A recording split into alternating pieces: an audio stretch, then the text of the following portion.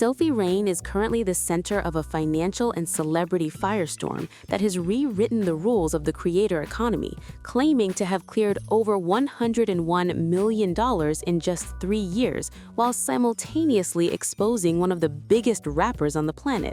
While the public is busy debating her latest viral dance, the real story is hidden in the tax codes of Florida, the leaked direct messages of a global superstar, and a corporate resignation that sent shockwaves through the tech industry.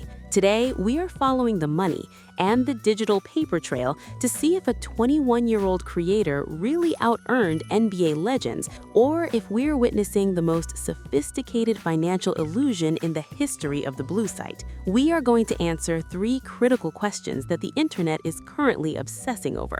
First, did Drake really offer to fly Sophie to the Bahamas only to be called easy and a diva? Second, is her $101 million dashboard a legitimate receipt or a clever piece of agency-managed theater? And finally, what is the truth behind the Florida sin tax battle that has turned Sophie Rain into an unlikely political target? This is the reality behind the curtain of the world's most successful and most controversial spicy content creator. To understand the current chaos, we have to start with the celebrity bombshell that dropped in April 2026. This brings us to our first major industry payout, the bridge that Sophie Rain allegedly burned with the biggest name in music. According to a report from Bro Bible on April 1, 2026, Sophie appeared on a recent podcast and confirmed that Drake had been sliding into her direct messages. But she didn't just stop at confirming the interaction. She went on to call the Toronto rapper easy.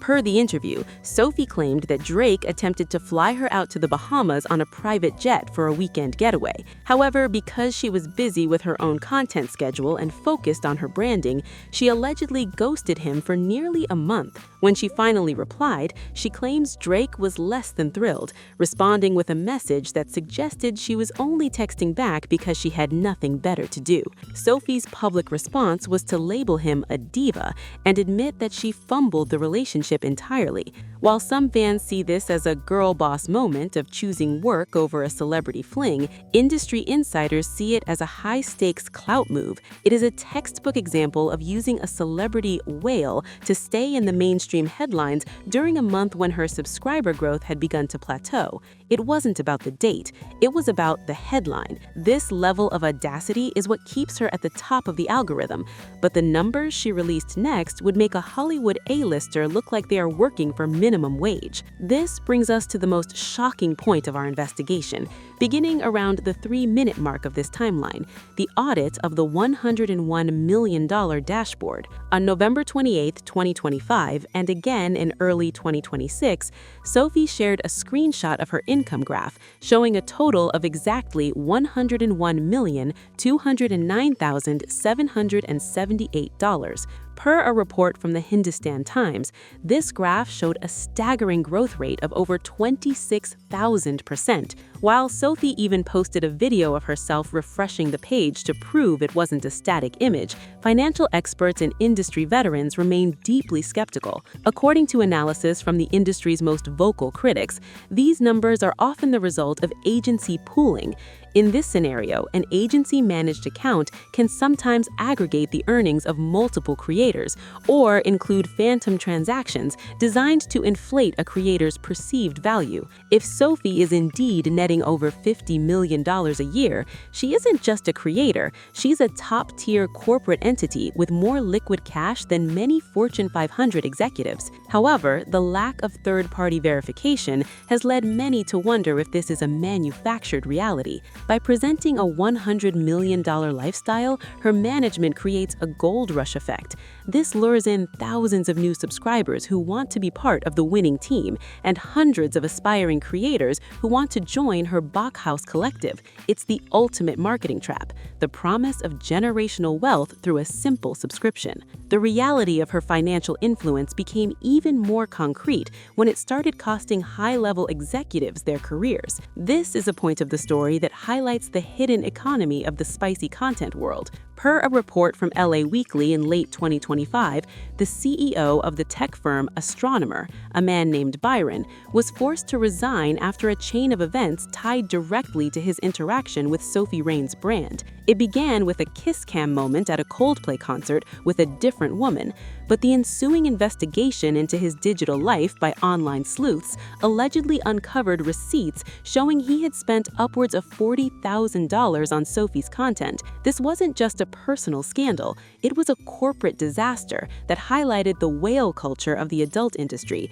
These whales are high net worth individuals who spend tens of thousands on a single creator for personalized attention. They are the secret engine behind the massive earnings Sophie claims. While the public sees 1 million subscribers paying $10, the reality is often a few hundred Byrons paying for the exclusive, high-tier attention that drives the bulk of the revenue. This creates a dangerous feedback loop where creators are incentivized to engage with high rollers who might be compromising their professional lives to fund their digital habits. Sophie didn't just take his money, her brand indirectly ended his career at a major tech firm, proving that the influence of the blue site stretches far beyond the digital bedroom and into the corporate boardroom. But as the money grew, so did the target on her back, leading to a massive political escalation in her home state of Florida. This is where the industry work meets the world of high-stakes legislation. According to a report from People magazine on January 13, 2026,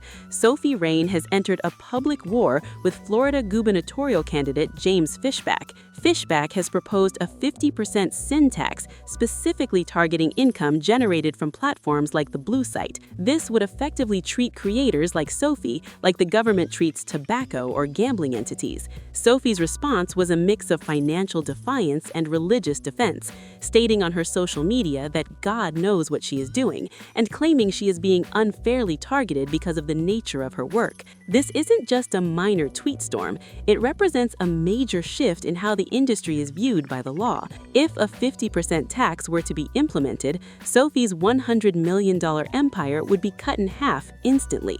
Critics argue that Sophie is using her Christian values narrative as a PR shield to protect her bank account, while her supporters see her as a woman fighting against a discriminatory tax that doesn't apply to other forms of mainstream entertainment. This battle highlights the fundamental tension in Sophie's brand. She wants the mainstream money and the mainstream respect, but she is operating in a niche that the government is now trying to regulate into the ground. The most disturbing part of the Sophie Rain reality is the impact her branding has on a younger generation and the fallout with her fellow creators. Per a report from 34th Street magazine on February 27, 2025, the Bop House has faced intense backlash for its recruitment tactics. Over the past year, auditioning for the Bop House became a viral TikTok trend, with teenagers as young as 13 and 14 copying the provocative dance routines associated with Sophie's brand. While the Bop House claims to be a sorority for creators, critics point out that it effectively acts as a pipeline. It glamorizes industry work to a demographic that isn't old enough to understand the permanent digital footprint they're creating. This recruitment angle is what has recently turned fellow creators like Ari Kitsia against Sophie. Per Ari's public statements in March 2026, she felt that the wholesome image Sophie presents in interviews is a direct contradiction to the high-pressure, agency-driven reality of the content houses she helps manage. Ari claimed she had to delete all of her collaborations with Sophie because she no longer felt comfortable supporting a system that she perceived as predatory towards younger influencers. This rift between the two biggest names in the industry was the first real crack in the Bop House's armor, suggesting that the girl's girl narrative was just another layer of the PR strategy. When you look at the timeline of the last 12 months, a pattern of reputation washing emerges that is as calculated as any political campaign. Every time a major scandal hits, whether it's the CEO resignation or the grooming allegations involving her younger mentees, Sophie follows it up with a massive charitable move or a religious statement. According to Variety, her $1 million donation to a Mr. Beast charity stream in 2025 was the ultimate tactical maneuver.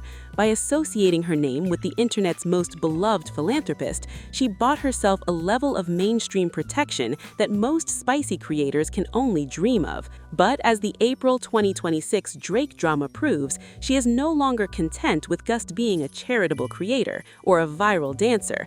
She is now positioning herself as a celebrity peer, someone who can ghost a global icon and call him a diva without blinking. It's a transition from creator to mogul, but it's one built on a series of carefully curated controversies. Even her age has become a point of legal and social debate. While she has posed as a 21-year-old for the duration of her viral run, investigative threads on social media in early 2026 allegedly uncovered high school records, suggesting she may be closer to 25. If true, this would mean her entire brand of being the youthful, innocent newcomer was a fabrication designed to appeal to the industry's obsession with youth.